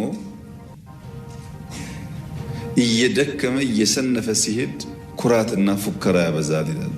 የብልጽግናዎች አለቃ የሚፎክር አቅም የሌለው ነው ካሉ በኋላ እንደገና የሚያስጨበጭብ ፉከራ ይጨምራሉ። እርስዎ ከደርግ የተሻለ ወታደራዊ ችሎታና የአገር ፍቅር እንደሌለዎት የእርስዎም ሰራዊት ከደርግ ዘመን አንጻር ሲታይ በብዛትም ሆነ በጥራት የማይነጻጸር ሆኖ ሳለ የቀድሞውን መንግስት የጣሉ ኃይሎችና መንገዶች እርስዎን ለማንኮታኮት ምን ያንሳቸዋል የሚለውን አያብራሩትም። እንዲያም ሆኖ ፉከራውን አላጓደሉም። ሃይማኖትን መካከል ግጭት እንዲፈጠር እየተደረገ ስለመሆኑ ይህም ነገር እንዲቆም ለማድረግ እሳቸው ምን እንደሚሰሩ ከህዝብ እንደራሴዎች ሳይሆን ከራሳቸው ምስለኔዎች ከዚሁ ፓርላማ ተጠይቀው ነበር።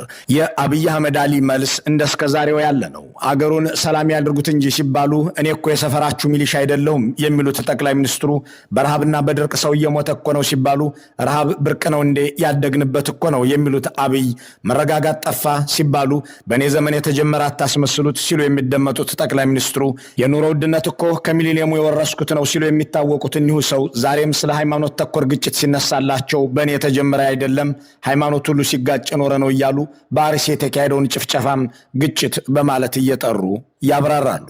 ኢትዮጵያ ውስጥ ሃይማኖቶች የግጭት ታሪክ አላቸው፣ የሚካድ አይደለም። የሰሞኑ የአርሲን ግጭት እንውሰድ። የአርሲ ግጭትና የአንዳንድ ሰዎች የኮሙኒኬሽን ዘዬ አሳፋሪ ነው። በአርሲና በሌሎችም አካባቢዎች ኦህዴድ መር የኦርቶዶክሳውያን ግድያ እየተፈጸመ ነው የሚለውን ለማስተባበል ነው እንግዲህ በሃይማኖት መካከል ግጭት እንደነበር የሚካድ አይደለም ብለው የሚናገሩት። እሳቸው ግጭት ይቀሰቅስልኛል ብለው ያጋድልልኛልን ብለው ብቻ ሳይሆን እንዲህ ባለ ምክንያት መገደል በእኔ ዘመን የተጀመረ አታስመስሉት ለማለት የሚያቀርቡት ነውና በእርግጥ ጠቅላይ ሚኒስትሩ ያሉት ነገር እውነት እንኳ ቢሆን እንዲህ በፓርላማ ደረጃ መነገር የሚገባው ነገር ነው ወይ? ይህስ መደረጉ ምን ጥቅም አለው የሚለውን ጥያቄ እንለፈው። በኢትዮጵያ ውስጥ የተሰበኩ ሃይማኖቶች አንዱ ለሌላው ስጋት ሆነው ለግጭት ያበቃቸውና ሃይማኖት ተኮር ጦርነት እንደተካሄደ የሚያሳይ ማስረጃ የለም። ከአራተኛው ክፍለ ዘመን ጀምሮ ወደ ኢትዮጵያ ገብቷል የሚባልለት ኦርቶዶክስ ክርስትናና ከስድስተኛው ክፍለ ዘመን ጀምሮ በዚች ሀገር መሰበክ ጀመረ የሚባልለት እስልምና ጎን ለጎን እያደጉ እየሰፉና እየተስፋፉ ሲመጡ አንዱ ለአንዱ አደጋ ሆኖ የተመዘገበበት ታሪክ አልተነበበም። የእስልምና እምነት በኢትዮጵያ እንዲሰበክም ሆነ እንዲስፋፋ ሙስሊሞች የመጀመሪያውን ሂጅራ ወደ ኢትዮጵያ ሲያደርጉ የመጀመሪያውን እገዛና ትብብር ያደረጉት በወቅቱ የነበሩት የኦርቶዶክስ መሪዎች እንደሆኑ ራሳቸው የእስልምና ሃይማኖት አባቶች ዛሬም ድረስ የሚናገሩትና የሚጽፉት ነገር ነው። በዚህ ሁሉ ጉዞ ውስጥ የሙስሊም ምዕመን ከኦርቶዶክሳቸው ጋር በሰላምና በፍቅር ብቻ ሳይሆን በትብብርና በጋብቻም በአንድነትም ብቻ ሳይሆን እየተዋለደ እየተነጋገደና እየተጋገዘ የመጣ የኖረም ነው። በሁለቱ እምነቶች መካከል ያለው ግንኙነት መቻቻል የሚለው ቃል የሚገልጸው አይመስልም። መዋደድና መከባበር፣ መዋለድና መተባበር ያለበት የሚለው የተሻለ የሚገልጸው ይሆናል። አብይ አህመድ ግን ደጋግመው የሚናገሩት የሃይማኖት ጦርነት በኢትዮጵያ ውስጥ ሲካሄድ እንደኖረ አድርገው ነው። አሁንም በፓርላማ ይህንኑ ደግመውታል። ሃይማኖት ተኮር ከፋፋይና ግጭት ቀስቃሽ ንግግራቸውን ከዚህ በፊትም በተለያዩ ወቅቶች ብለዋል። አንድ መሪ ለአንደበቱ ለከትና ርቆ አሳቢነት ቢኖረው ግጭት እንኳን ቢኖር በሚያቀራርብ ነገር ላይ አተኩሮ አብዝቶ አስተያየት መስጠት ይኖርበታል የሚለው አመክንዮ ለሳቸው አይሰራም። መሰል ግጭቶችን መፈልፈል የስልጣናቸው መሰረት እንደሆነ ያውቃሉና ይቀጥሉበታል። ተጠንቅቆ መናገር የሚጠበቅበት የአንድ ሀገር መሪ ታሪካዊ ቁርሾች ቢኖሩ እንኳን የህዝብን አንድነትና ሰላም በማያናጋ ይበልጡንም ለማህበራዊ መስተጋብሩ ጠቀሜታ ባለው መንገድ መናገር ደንቡ ነበር። ከዚህ ቀደም ይኸው ፓርላማ መሰል ጉዳዮችን እንዴት ያስተናግድ እንደነበር ለመገንዘብ 15 ዓመታትን ወደኋላ እንመለስ። ሀገራችን ሙስሊም እምነት ተከታዮች ከክርስትናው ጋር ለብዙ ሺህ ዓመታት አብረው ኖሯል። ስርዓቶቹ የነበራቸው የአድልዎ ፖሊሲ እንደተጠበቀ ሆኖ በእስላሙና በክርስቲያኑ መካከል በየትኛውም ዓለም በየትኛውም አገር ካለው የተሻለ መቻቻልና አብሮ መኖር የታየበት አካባቢ ነው። ከዚያ አኳያ በቅርቡ አንድ ሰው በወሎ ስላጋጠመው ነገር ሲነግረኝ ነበር። ክርስቲያኖችም ሙስሊሞችም አብረው የሚኖሩበት መንደር ነው እና በድርቅ የተጠቁ ጊዜ ሰዎቹ ቤተክርስቲያኑን በአግባቡ ማስተዳደር አልቻሉም። እንኳንም የሚያኮራ ማህበረሰባዊ ህብር ባለበትና ሊነገር የሚገባው የአንድነት ማሳያ ባለባት ኢትዮጵያ ይቅርና ምንም ነገር እንኳን ባይኖር የአደባባይ ሰው በተለይም የአገር መሪ ሲናገር በጎ እሴቶችን ለማጉላት መጣሩ በጤነኛ ለአገርና ለወገን ደህንነት በሚጨነቁ መሪዎች ዘንድ የተለመደ ነው። ህዝብ በታሪኩ በእሴቶቹና በእምነቶቹ ምክንያት እንዲጋጭ አበክሮ የሚሰራ እንደ አብይ አህመድ ያለ መሪ ደግሞ የቦሩ ሜዳንም ሆነ የክርስቲያንና የእስላም ኪንግደም ጥንታዊ ታሪኮችን እያጣመመ ተጋጩልኝ እንጂ ስትዋጉ እኮ ይኖራችሁ ናችሁ፣ ቂምና ቁርሾ እኮ አለባችሁ ይላል። የሚደበቅም አይደለም። የሃይማኖት ግጭት በኢትዮጵያ ውስጥ ሲካሄድ ኖረም ነው እያለ ይቀጥላል። አክለውም በአርሲ የተካሄደው ጭፍጨፋ አንዳች ሀዘኔታ ሳይሰማቸው ምርጫን ለማደናቀፍ ታቅዶ ነበር። አዲስ አበባ የሃይማኖት ተቋማት ውስጥም ቦምብ ይዘናል። በአርሲ የሞተው ሰው 3 ነው። ሌላው ህዝብ ሊታደግ የተሰለፈ የመንግስት ወታደር ነው ይላሉ። በጥቅሉ አርሲ በነበረው ግጭት ህይወታቸው ያለፈ 11 ሰዎች ናቸው። ከ11ዱ ሰዎች 8ቱ ሚሊሻና ፖሊስ ህዝባቸው እንዳይገደል ተፋልመው ህይወታቸውን ገብረው የብዙ ንጹሃን ዜጎችን ህይወት የታደጉ ናቸው። እነዚህ ፖሊስና ሚሊሻዎች ክብር አይገባቸውም? አርሲ ውስጥ የነበረው ችግር ምርጫውን ለማደናቀፍ ከፍተኛ ዝግጅት ተደርጎ ነበር።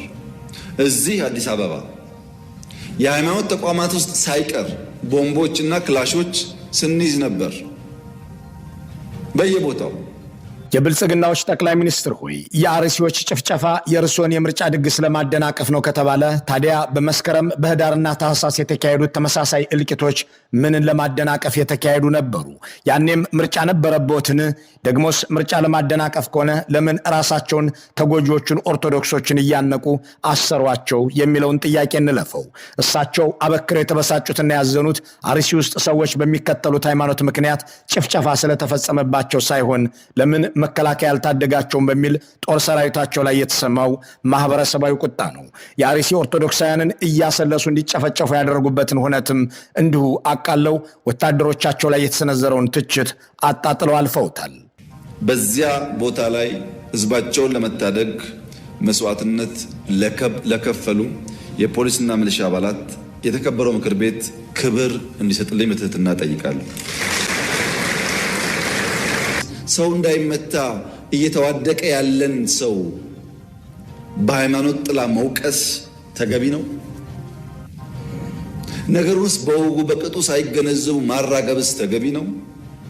ማህበራዊ ግንኙነትን ለመበጣጠስ ተግተው የሚሰሩት ጠቅላይ ሚኒስትሩ ማህበራዊ አገልግሎቶችንም እንዲሁ ለውድቀት መዳረጋቸውን በፓርላማ ተነስቶላቸው ነበር። በየዓመቱ ከ90 በመቶ በላይ የ12ኛ ክፍል ተማሪዎችን ወደ ዩኒቨርሲቲ እንዳይገቡ የሚያደርጉበትን ፖሊሲ የውድቀት ፖሊሲ ነው የተባለባቸው አብይ ሚሊዮኖችን ከትምህርት ውጭ አድርገዋል የሚል ሐሳብ ሲነሳባቸው ይህንን እኮራበታለሁ ብለዋል።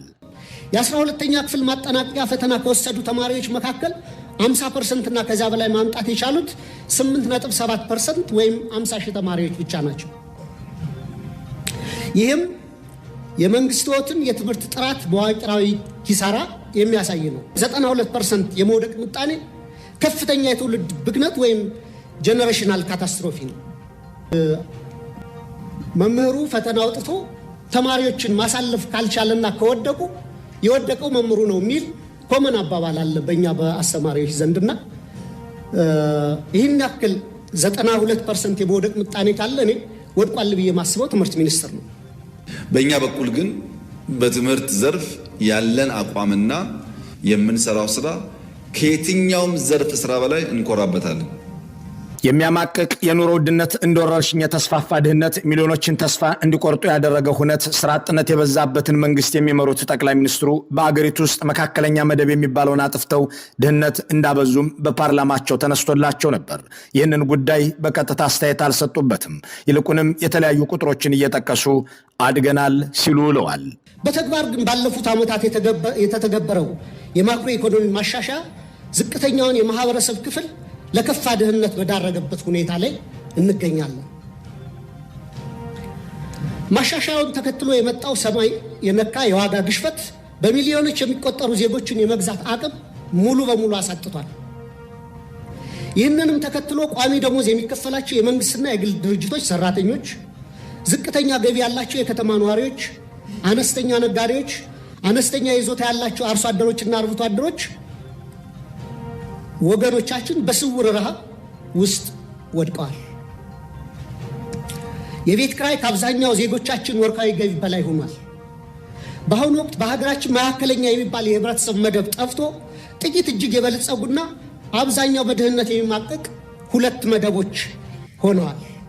የኢትዮጵያ እድገት 10.2 10.3 ገደማ ማደግ እንደሚችል ያመለክታል። ክቡራትና ክቡራን፣ ይሄ በአፍሪካ ትልቁ እድገት ነው። ፈጣሪ ይመስገን ተሳካልን። ጠቅላይ ሚኒስትሩ 5 ዓመት ሙሉ ያስፈራሩበትን አባሎቻቸውን ሳይቀር እየጎተቱ ያሰሩበትን ለመግደልና ለማሰር የሚያስችላቸውን ያስቸኳይ ጊዜ አዋጅ የሚያወጡበትን ወደኋላ 10 ዓመት ተመልሰው ሀብት የሚወርሱበትን ሕግ ያወጡበትን ከሞተ ሰው ጭምር ንብረት የሚነጥቁበትን አዋጅ ያጸደቁበትን ፓርላማ አሰናብተው ሌላኛውን ብጤውን እንደ በለጠ ሞላ ያሉትን እንደ ኢዮብ መሳፍንት ያሉትን ወዝ ሊጎቻቸውን ሊቀበሉበት ወስነው አብቅቷል። የወደባችን ነገር የተደረሰ ከጎረቤት ሀገር ጋር ያለን ግንኙነት እንዴት ያለ ነው ወዘተ እያሉ ለጠየቋቸው ሰዎችም አንድም ምላሽ አልሰጧቸው። ስርዓት አልበኝነት የነገሰበት፣ ሰላምና ልማት የጠፋበት፣ ዳር ድንበር መከላከል የማይቻልባት አገር ሉዓላዊነቷን ያጣች፣ እርስ በርሱ የሚተላለቅ የውጭ ጠላት እንደፈለገ ገብቶ ዜጎቿን የሚያጨርስበት የሞት የመከራና የሰቆቃ አገር እንደሆነች መወሰድ ይገባዋል። ይደንቃችኋል፣ ይገርማችኋል። ኢትዮጵያ እያማረባት ነው። እነዚህ ሁለት ሰዎች የአገሪቱ አንደኛና ሁለተኛ ሰዎች ናቸው። እነዚህ ሁለት ሰዎች የአንድ መንግስት ኃላፊዎች ናቸው። እነዚህ ሁለት ሰዎች በአንድ ሀገር የሚኖሩም ናቸው። እነዚህ ሁለት ሰዎች ይህንን ሁለት ንግግር የተናገሩትም በአንድ ሰሞን ነው። እነዚህ ሁለት ሰዎች እንዲህ ያለ ሁለት ነገር የሚናገሩት አንድ መንግስት ስላላትም ሀገር ነው። ፊልድ ማርሻል ብርሃኑ ጁላ በጦር ኤታማዦር ሹምነት የሚመሯት ሀገር የመከራና የሰቆቃ ሀገር ነች በሚል የምትገለጽ ነች። አብይ አህመድ የሚመሯት በጠቅላይ ሚኒስትርነት አስተዳድራታለሁ የሚሏት አገር ደግሞ እያማረባት ያለች ነች። የብርሃኑ ጁላ ንግግር በደንብ የተብራራ ነው። ኢትዮጵያ ማለት ስርዓት አልበኝነት የነገሰባት ሀገር ነች። ኢትዮጵያ ማለት ለፊልድ ማርሻሉ ሰላምና ልማት የጠፋባት ምድር ነች። ለእኒሁ ኤታማዦር ሹም መንግስታቸውና ሀገራቸው ዳር ድንበር መከላከል የማይችሉ ናቸው። በብርሃኑ ጁላ አይን ኢትዮጵያ ሉዓላዊነቷን ያጣች ነች። በብርሃኑ ጁላ አገላለጽ አገሪቱ እርስ በርሱ የሚተላለቅ ማህበረሰብ ያለባት ሀገር ነች። እኒሁ ፊልድ ማርሻል እንደበየኑት ኢትዮጵያ የውጭ ጠላት እንደፈለገ ገብቶ ዜጎቿን የሚያጫርስበት የሞት የመከራና የሰቆቃ ሀገር ነች። ጠቅላይ ሚኒስትሩ የሚሉት ደግሞ ሌላ ነው። ኢትዮጵያ ማለት ሌሎች ሀገራት ሁሉ እየወረዱ እሷ እየወጣች ነው። በውጭ የሚኖሩ ኢትዮጵያውያን የሚኖሩባቸው ሀገራት ሁሉ እየወረዱ ስለሆነ ኢትዮጵያም እያደገች ስለሆነ ወደ ኢትዮጵያ እንዲመለሱ የሚጋብዙባት ነች። ወደ ቤታችሁ መመለስን ማሰብ የምትጀምሩበት ጊዜ ደርሷል። በማንኛውም መመዘኛ እያደገ ያለ ሀገርና እየወደቀ ያለ ሀገር ውስጥ ለመኖር ምርጫ የትኛው ተመራጭ እንደሆነ አይመከርም። በአብይ አህመድ መመዘኛ ኢትዮጵያ እያማረባት በውጭ የሚኖሩ ኢትዮጵያውያን ሁሉ ከሚኖሩባቸው አገራት እየላቀች ነው። እንደ እርሳቸው አባባል ከስዊድንና ኖርዌይም ከአውሮፓና አሜሪካም እንዲሁም ከካናዳ ይልቅ አብይ አህመድ በጥቂት ዓመታት ውስጥ ሚሊዮኖችን ገድለው ጭጭ የሚያደርጉባት ኢትዮጵያ ትበልጣለች። በ8 ዓመታት ውስጥ አገሩን ወደ ቀውስ ከተው ከጉለሌና ከቦሌ ከኮተቤና ከዓለም ገና የማይታለፍበትን ሁኔታ የፈጠሩበት ምድር ከለንደንም ከፓሪስም ከዋሽንግተን ዲሲም ይበልጣል እያሉ ነው። አሁን መጠየቅ ያለብን ኢትዮጵያ የትኛውን ትመስላለች የሚለውን ነው። ጠቅላይ ሚኒስትሩ የሚናገሩትን ወይስ ኤታማዦር ሹሙ የሚተነትኑትን? አሁናዊቷ ኢትዮጵያ የትኛው ነች የሚለውን በትክክል ማወቅ በገዢዎች ፕሮፓጋንዳ ግራ የሚጋባ ማህበረሰብ እንዳይኖር ለማድረግ ብሎም የአገሪቱን ችግር ለመፍታት ግማሽ መንገድ ለመጓዝ የሚጠቅም ነው። ምንም እንኳን መጠይቅ ለመስራት ጎዳና ላይ ባይወጣም፣ ምንም እንኳን ህዝቡ ምን ይላል የሚልን አስተያየት ብልጽግና ፈቅዶ እንዲነገር ባያደርግም፣ የፊልድ ማርሻሉ ንግግር ግን ከጠቅላይ ሚኒስትሩ በበለጠ አገሪቱን የተረዳ ይመስላል። በጸጥታ፣ በኢኮኖሚ፣ በፖለቲካ፣ በዲፕሎማሲ በሉዓላዊነት የወደቀች ሀገር ነች ብለው ያምኑና ጥቅልል ባለ ቋንቋ ሲገልጹት የሞት የመከራና የሰቆቃ አገር ነች በማለት ነው። የሞት የመከራና የሰቆቃ አገር እንደሆነች መወሰድ ይገባዋል። ፊልድ ማርሻሉ ይህንን ንግግር መጀመሪያ አስበውበት በመቀጠል በጽሑፍ እንዲሰፍር አድርገውት በመጨረሻም በአደባባይ ያነበቡት ነው። እንደ ሌላው ጊዜ በድንገት ያመለጣቸው ጉዳይ አይደለም። ደግሞም ፈረንጆቹ ቴክ ዘ ቡል ባይ ዘ ሆርንስ እንደሚሉት ወይፈንን በቀንድ መያዝ አይነት ጀመሩ እንዴ የሚያስብለው የኤታማዦር ሹሙ ንግግር እየታመስን ነው ከደርግ ዘመን በባሰ እልቂት ውስጥ ነን ካሉት ከጄኔራል አለምሸት መግለጫ ጋር ሲዳመር ወታደሮቹ ችግርን ማመን ጀመሩ ወይ ያስብላል። ችግርን ማመን ለመፍትሄ አንድ እርምጃ ቢሆንም ብልጽግና የሚኖርበት የምናብ ዓለም ግን አገርን በየማለዳው ወደ አዳዲስ መዓት የሚከት ሆኖ ዘልቋል። አንድ ኤታማዦር ሹም አገሩን የሞት የመከራና የሰቆቃ አገር ነች ብሎ ሲደመድም ምን ማለት ነው የሚለውን መጠየቅ ብርሃኑ ጁላንና መስሪያ ቤታቸውን እንዲሁም አገሪቱንና መንግስቱን ለመረዳት ይረዳል። አንድ የጦር ኃይሎች ጠቅላይ ኤታማዦር ሹም ቺፍ ኦፍ ስታፍ የአገርን መከላከያ ሉዓላዊነትና ደህንነትን ለመጠበቅ የመጨረሻው ከፍተኛ ኃላፊነት የሰነቀ መሪ አገሩን የሞት የመከራና የሰቆቃ አገር ነች ብሎ ሲደመድም ንግግሩ ከፖለቲካዊ መግለጫነት ባለፈ ጥልቅና አሳሳቢ የሆኑ ወታደራዊ ስነ ልቦናዊና ስትራቴጂካዊ ትርጉሞችን ይይዛል። በታሪክ ውስጥ በጦርነት በከባድ ቀውስ ወይም በአገራዊ ውድቀት ወቅት የጦር ኃይሎች መሪዎች ወይም ከፍተኛ ወታደራዊ አዛዦች እንዲህ ያለ ፍጹም ተስፋ የመቁረጥ አስከፊ እውነታን የማመን ወይም አገራቸው ወደ ጥፋት እየሄደች መሆኑን የሚገልጽ ድምዳሜ ላይ የደረሱባቸው ታዋቂ ማረጋገጫዎች አሉ። ብዙውን ጊዜ እንዲህ ያሉ ንግግሮች የሚደመጡት የመጨረሻው የሽንፈት ምዕራፍ ላይ ሲደረስ፣ ከፖለቲካ መሪዎች ጋር ከፍተኛ መቃቃር ሲፈጠር ወይም የቀውሱ ስፋት ከአቅም በላይ ሲሆን መሆኑን ታሪክ ያስረዳል። የጀርመን ጦር ኃይሎች ጠቅላይ ኤታማዦር ሹም የነበሩት ጄኔራል ሉድቪግ ቤክ አዶልፍ ሂትለር አገሪቱን ወደ ሁለተኛ ዓለም ጦርነት እየገፋፋት መሆኑን ሲረዱ በጽኑ ተቃወሙ። ቤክ ለአገራቸው የሚጠብቃትን መከራና ሰቆቃ አስቀድመው ተረድተው ነበርና ሂትለር የሚከተለው መንገድ ጀርመንን ፍጹም ወደሆነ ወታደራዊና ስነ ምግባራዊ ውድቀት እንደሚወስዳት፣ ይህ ጉዞም ለአገሪቱ የሞትና የጥፋት መንገድ እንደሆነ ገልጸው ነበር። ይህንን ካሉ በኋላ ሁኔታውን መለወጥ እንደማይችሉ ስለተረዱ ከስልጣናቸው በፈቃዳቸው ለቀቁ። በኋላም ሂትለርን ለመግደል በተደረገው የ1944 ሴራ ላይ ተሳትፈዋል ተብሎ ተጽፎላቸዋል። እስካሁን ድረስ ብርሃኑ ጁላ እንደ ጄኔራል ቤክ ስልጣንን በገዛ ፈቃዳቸው አልለቀቁም። አምባገነንና ጦረኛ አለቃቸውን ለመቃወምም ለማስወገድም እንደ ቤክ ድፍረትን አላሳዩም። እንደ ጀርመናዊ ጄኔራል ግን አደጋ ውስጥ መሆናቸውን ማመን ጀምረዋል። በቪየትናም ጦርነት ወቅትም የአሜሪካ ጦር ዋና አዛዥ የነበሩትና በኋላ የጦሩ ጠቅላይ ኤታማዦር ሹም የተደረጉት ጄኔራል ዌስት ሞርላንድ በጦርነቱ ማብቂያ አካባቢ ለአሜሪካ መንግስት ባቀረቡት የሚስጥር ሪፖርትና በግል ማስታወሻቸው ላይ ጦርነቱ መፍትሄ የሌለው መሆኑን በመግለጽ አገራቸው ውርደትን ሳትከናነብ መፍትሄ እንዲፈለግ ሲያሳስቡ ነበር። ጦርነቱ ቪየትናምን የማያልቅ የሞት የደምና የሰቆቃ ምድር እያደረጋት ነው ብለውም አሜሪካ በዚያ ዙሪት ውስጥ መውደቋን፣ ወታደራዊ ድል ማምጣት የማይቻልበትን ደረጃ ላይ መደረሱን በተዘዋዋሪ አምነው ነበር።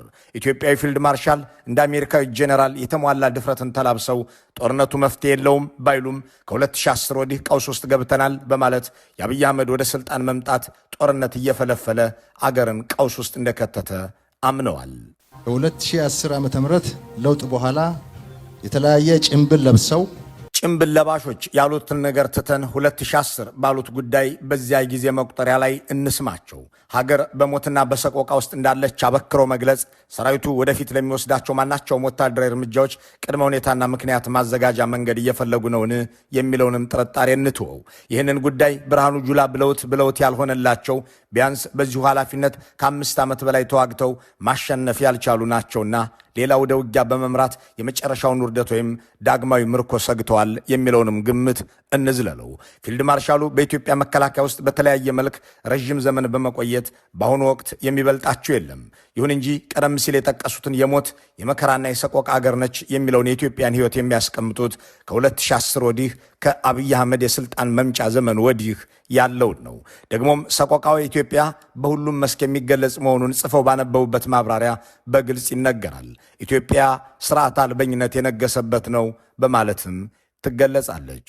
ስርዓት አልበኝነት የነገሰበት ፊልድ ማርሻሉ አልሳቱም። ስርዓት አልበኝነት ነግሶ አውቶቡስ ሙሉ ህዝብ አዲስ አበባ አፍንጫ ላይ ይታገታል። ስርዓት አልበኝነት ነግሶ ባለሀብቶች እስር ቤት ይከፍታሉ።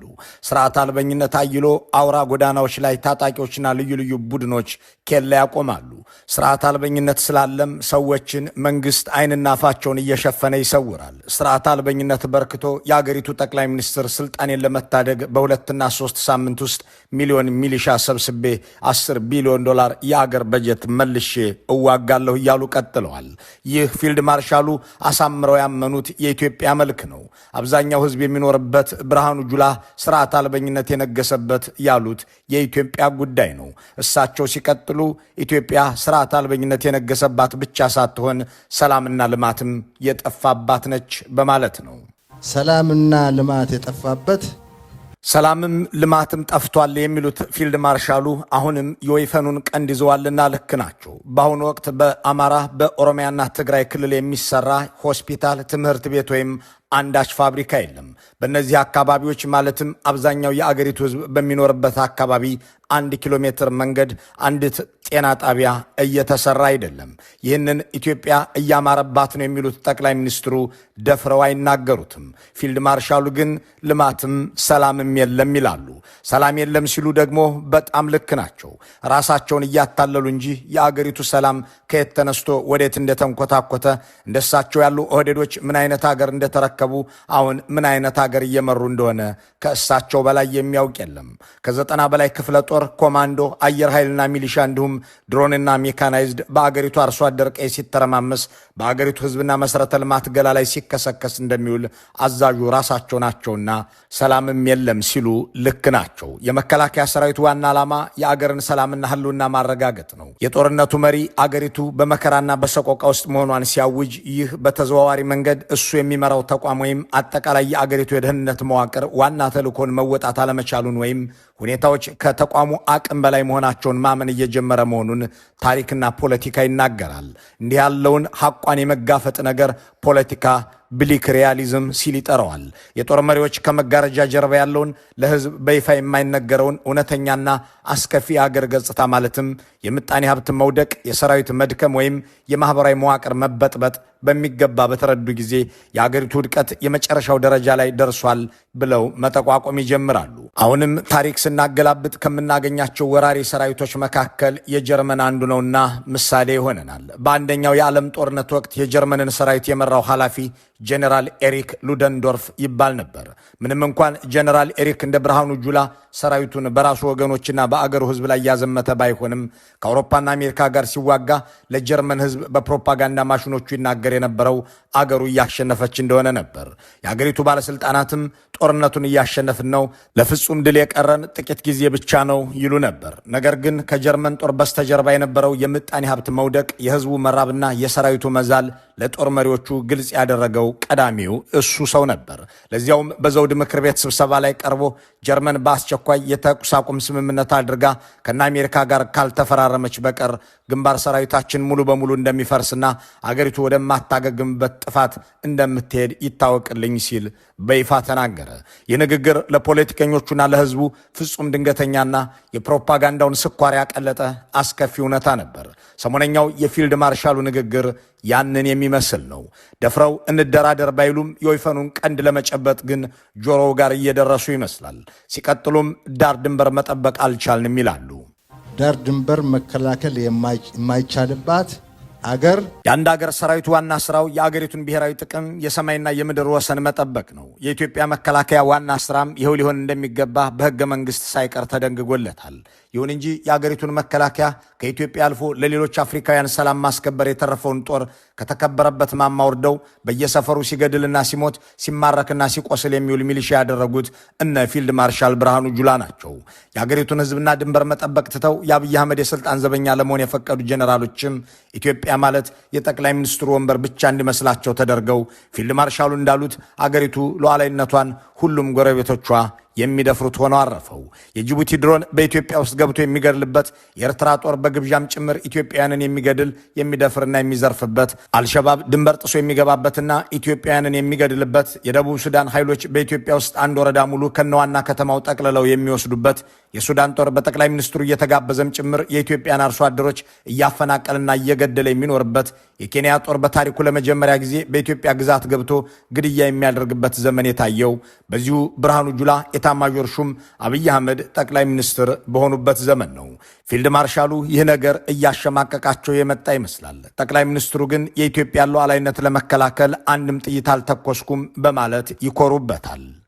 በ100 ዓመት ጊዜ ውስጥ 7 ዓመት ሙሉ ከአንድም ጎረቤት ጋር ያልተዋጋ ብቸኛው መንግስት የኛ መንግስት ነው። ባለፉት 7 ዓመታት ከየትኛውም ጎረቤት ጋር አንድ ጥይት አልተኮስም። አገሩ ስትወረር ሰራዊቱን በኢትዮጵያውያን ሴቶች ገላ ላይ እንዲውል ያደረጉት ዳር ድንበር መከላከልን ትቶ ሉዓላዊነትን ከማስከበርም ወጥቶ ሕፃንና እናት ሲገድል እንዲከርም ላደረጉት አብይ አህመድ ባለፉት 100 ዓመታት ኢትዮጵያ ጎረቤቶቿ የከፈቱባትን ወረራ መከላከሏ የሚወገዝ ነው።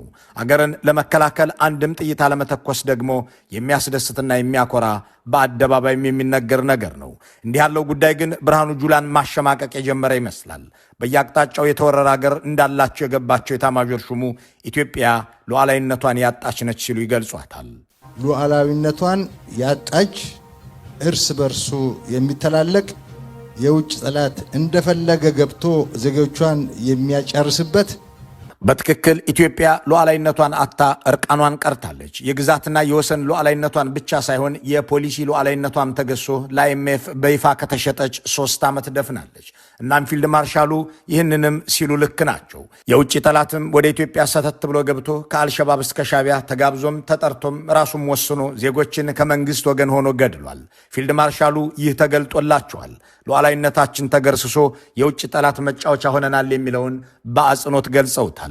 ጠቅላይ ሚኒስትሩ ግን ደሃገር ሉዓላዊነት የለውም ባይ ናቸው።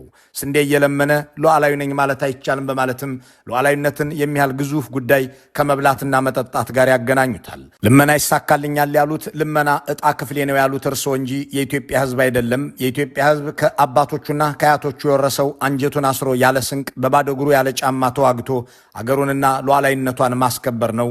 የአገሪቱ ሕዝብ የአገሩን መሪዎች የሚያውቃቸው እንደ አይኤምኤፍ ካሉ ኃይሎች ጋር ተፋልመው የአገራቸውን የፖሊሲ ሉዓላዊነት ሲያስጠብቁ እንጂ አገርን በ4 ቢሊዮን ዶላር ሸጠው ሲገቡ አይደለም በሚል ድፍረት ለመናገር ጫፍ ላይ ያለ የሚመስለው የፊልድ ማርሻሉ ቋንቋ የተምታታ አይደለም። ሉዓላዊነቷን ማስከበር የማትችል የውጭ ጠላት እንደፈለገ የሚገባባት እንደሆነች ይናገራሉ። ሉዓላዊነቷን ያጣች እርስ በርሱ የሚተላለቅ የውጭ ጠላት እንደፈለገ ገብቶ ዜጎቿን የሚያጨርስበት የሞት የመከራና የሰቆቃ አገር እንደሆነች መወሰድ ይገባዋል። ከዓመታት በፊት ድንበር ጥሰው በመግባት የኢትዮጵያ ሉዓላዊነት ተዳፍረዋል እየተባለ በጠቅላይ ሚኒስትሩ ደረጃ በፓርላማ ይነገርላቸው የነበሩ በኦጋዴን ተሽሎክልከው የገቡ የፈረንጅ ጋዜጠኞች ነበሩ። ለዘንድሮው ጠቅላይ ሚኒስትር ግን ሉዓላዊነት የሚመነጨው ከ4 ኪሎ መንበርና ወንበር ላይ ብቻ ነው። ጠቅላይ ኤታማዦር ሹሙ በበኩላቸው እየገባቸው ይመስላል። ኢትዮጵያ ዳር ድንበሯን ማስጠበቅ የማትችል የተደፈረች የውጭ ጠላት እንዳሻው የሚያደርጋት ለዜጎቿ የመከራና የስቃይ ምድር እንደሆነች ማመን ጀምረዋል። የቀራቸው ነገር የመፍትሄው አካል መሆን ብቻ ይመስላል። ስንት 100 ሺህ ወታደር እንደሞተባቸው፣ ስንት ወታደር አካል ጉዳተኛ እንደሆነባቸው በሚገባ የሚያውቁት፣ ስንት ቢሊዮን ዶላር እንዳወደሙ፣ ስንት መሳሪያም እንደሸመቱ፣ ስንት እንደከሰከሱ፣ ይህ ሁሉም በኢትዮጵያ ውስጥ በኢትዮጵያውያን ላይ እንጂ ለኢትዮጵያ ሉዓላዊነት ሲባል እንዳልሆነ አሳምረው የሚገነዘቡት ብርሃኑ ጁላ ሚሊዮን ገዳይ ኤታማዦር ሹም በመባል በታሪክ እንዳይዘከሩ ለማድረግ ምናልባትም ስማቸውን ለማደስ ምናልባትም አገራቸውን ለማትረፍ የመፍትሄው አካል መሆን ቀርቷቸዋል። የአገሪቱ ወጣቶች እርስ በርስ ሲተላለቁ ይውላሉ ከተባለ በአንድ ወገን ያለው መከላከያቸው ነውና አለቃቸውን አስገድደው ለድርድር ማስቀመጥ፣ ሰራዊታቸውንም ከአርሶ አደሩ ቄና ከከተማ አስወጥተው ወደ ምሽጉ ማስገባት ከቻሉ ያኔ ታሪካዊ ኤታማዦር ሹም ይሆናሉ። በተቃራኒው ግን እየተዋጉና እየወጉ ከቀጠሉ የአገር ቁልቁለትም ከተፋጠነ ታሪካቸው አንድ ብርሃኑ ጁላ የሚባል የደርግም የኢህአዴግም የአብይ አህመድም ወታደር ነበር። በመጀመሪያ ወታደር፣ በመቀጠል ምርኮኛ፣ በመሰለስ ኤታማዦር ሹም ሆነ። በመጨረሻም ለአንድ ግለሰብ ወንበር ሲባል ሚሊዮን ወገኖቹን ገደለ፣ አጋደለ የሚል ብቻ ሆኖ ይቀራል። ሰሞነኛው ንግግራቸው ግን ትዕምርታዊ ነው። የአገር መከላከያ ቁንጮ የሆነ ሰው እንዲህ አይነት አስፈሪ ድምዳሜ ላይ መድረሱ አገሪቱ ከከፍተኛ የህልውና አደጋ ጫፍ ላይ መቆሟንና ወታደራዊም ሆነ ፖለቲካዊ አመራሩ ሁኔታዎችን የመቆጣጠር አቅሙ ጥያቄ ውስጥ እየወደቀ መምጣቱን የሚያሳይ ትልቅ የማንቂያ ደወል ነው። መልካሙን ሁሉ በመመኘት በዚሁ እንሰናበታለን።